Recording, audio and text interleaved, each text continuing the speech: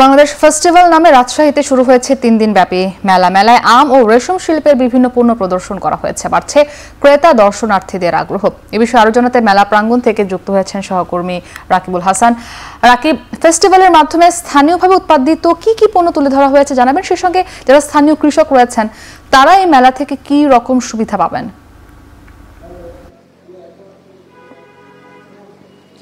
মুক্তি আসলে পর্যটন কর্পোরেশনের আয়োজনে এই যে বাংলাদেশ ফেস্টিভ্যাল নামে যে মেলাটি রাজশাহীতে হচ্ছে 3 দিন ব্যাপী, এখানে মূলত রাজশাহী অঞ্চলের বিশেষ করে রাজশাহী বিভাগ সহ বাংলাদেশের বিভিন্ন প্রান্তের যে সমস্ত উৎপাদিত পণ্য যেগুলো জনপ্রিয় সেইগুলো কিন্তু আসলে স্টলে স্থান পেয়েছে এবং প্রায় শতাধিক স্টলেই কিন্তু আসলে সেগুলো আমরা লক্ষ্য করছি। বিশেষ করে রাজশাহীতে আম যে বিভিন্ন ধরনের আম উৎপাদন হয় সেই আমের উৎপাদনে কিন্তু এখানে কৃষি সম্প্রসারণ অধিদপ্তরের পক্ষ থেকে কিন্তু স্টল দেওয়া হয়েছে এবং এই যে পর্যটন বাংলাদেশ ট্যুরিজম বোর্ড তাদের যে আয়োজনে এই যে মেলাটি, সেই মেলাতে কিন্তু শিরোনামী করা হচ্ছে আমের রাজ্যে স্বাগতম। সেখানে প্রায় এখানে আমরা যেটি দেখেছি 72টিরও বেশি জাতের আসলে আম এখানে নিয়ে আসা হয়েছে এবং সেগুলো এখানে প্রদর্শনীর মধ্য দিয়ে যারা দর্শনার্থী আছেন তাদেরকে আসলে আম চাষে যেমন উদ্বুদ্ধ করা হচ্ছে এবং একই সাথে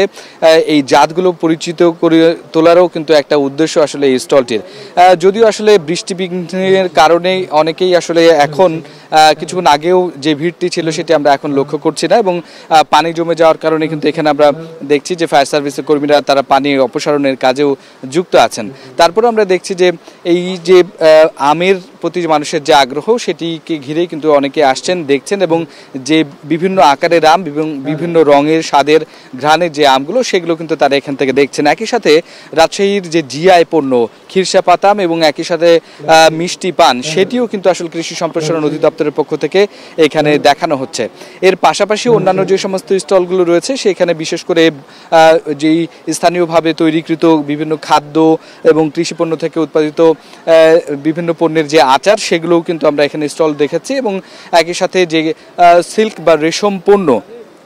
এবং রেশম গুটি উৎপাদনের ক্ষেত্রেও যেভাবে আসলে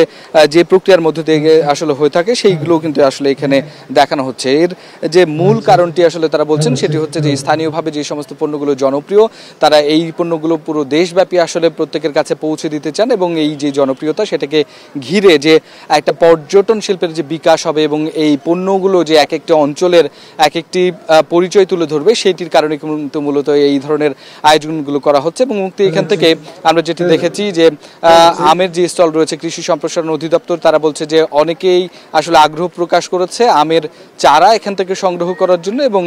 বাগান করতে গেলে আসলে কি ধরনের সুযোগ সুবিধা তারা আসলে পেতে পারেন কৃষি সম্প্রসারণ অধিদপ্তর থেকে সেই সমস্ত সুবিধার কথাগুলো তারা জানতে পেরেছেন এবং প্রায় শতাধিক এমন অনেক আগ্রহী রয়েছেন দর্শনার্থী যারা এখানে মেলায় এসেছিলেন যারা কিন্তু যোগাযোগ করেছেন এবং বিভিন্ন জাতের আম যেগুলো রয়েছে সেখান থেকে কিন্তু চারা সংগ্রহেরও তারা এখান থেকে চারা সংগ্রহ করেছেন এবং বাগান সম্প্রসারণের জন্য এখান থেকে কৃষকের কাছ থেকে কৃষি সম্প্রসারণ অধিদপ্তরের কাছ থেকে পরামর্শ নিয়েছেন এবং বিদেশি কিছু জাতের আম রয়েছে সেই বিদেশি জাতের আমগুলো কিন্তু আসলে এখানে পরিচিত হচ্ছে এবং কিভাবে এটির সম্প্রসারণ করা যায় বিশেষ করে নাটোরে এরকম